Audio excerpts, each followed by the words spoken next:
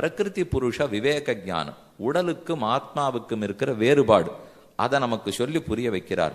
தவ்யாகிருதித்வே குணதா வியக்திஸ்தாத்மமேவச்ச தேஜஸ்தம் தேஜசாத்வி ரூபமாத்திரஸ்ய கிஞ்சித் அகங்கிரியா விமூடாத்மா கர்த்தாமிஸ்தபிமன்யதே. உன்னுடைய உடல் ஒவ்வொரு காரியம் பண்றதே, அவர் சொல்றது இப்ப தூக்கி வாரி போட போறது, உடம்பு காரியம் பண்றதே இது ஒண்ணுமே ஆத்மா பண்ணலேங்கிறார். உள்ள இருக்கிற ஆத்மா சாட்சியாட்டம் பார்த்துட்டு இருப்பாராம். அவருக்கு ரொம்ப நாளா சேர்த்து வச்சிருக்கார் கர்மத்தினால உடல் அப்படியே செய்யறது, தப்பா பண்றது சரியா தேர்தெல்லாம் அப்ப ஆத்மா இல்லையானால் ஆத்மா சிந்தித்து தான் செய்கிறார். ஆனா ஆத்மாவுக்கு செயல்பாடு கிடையாது, செயல் உடலுக்கு தான். உடலுக்கு சிந்திப்பு கிடையாது, சிந்திக்கிறது ஆத்மாவுக்கு தான். இவ ரெண்டு பேரும் இப்படி சேர்த்து வச்சுன்னு வேலை பார்க்கறா. இவர் கபிலர் நமக்கு சொல்லி கொடுத்ததே, கண்ணு தெரியாதவர் ஒருத்தர், கால் நடக்க முடியாதவர் ஒருத்தர். இவர் ரெண்டு பேரும் ஒரு காட்டை தாண்டி ஆகணும். யாருக்கு கண்ணு தெரியாதோ அவர் தோல்ல ஏறி உட்கார்ந்துக்கிறார். யாருக்கு கால் நடக்க முடியுமோ அவர் கீழே நின்னுக்கிறார்.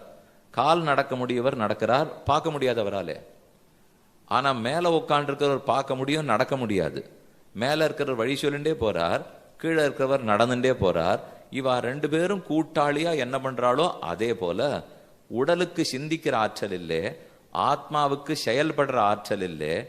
ஆத்மாவும் உடலும் ஒரு கூட்டு உடன்படிக்கைக்கு வந்திருக்கு.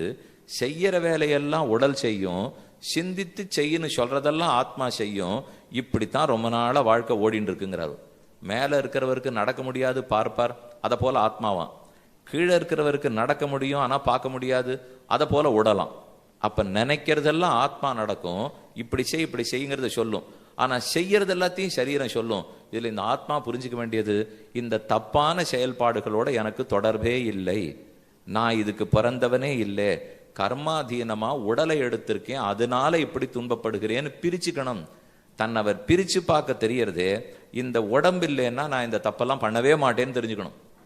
அந்த சரீரம் இருக்கவே தான் இந்த தவறு நடக்கிறது. அதைத்தான் பிரிச்சு சொல்றார்.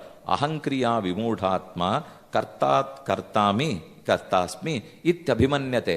நானும் உடம்பு ஒண்ணு நினைச்சுக்கவே தான் நான் செயல்படுறேன்னு நினைக்கிறானா.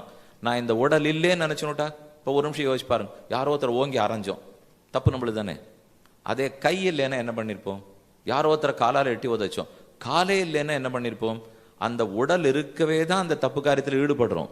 அதே ஒருத்தருக்கு சந்தனம் கூட பூசி விடுவோம், அந்த உடல் இருக்கவே தான் சந்தனம் பூசி விடுறோம்.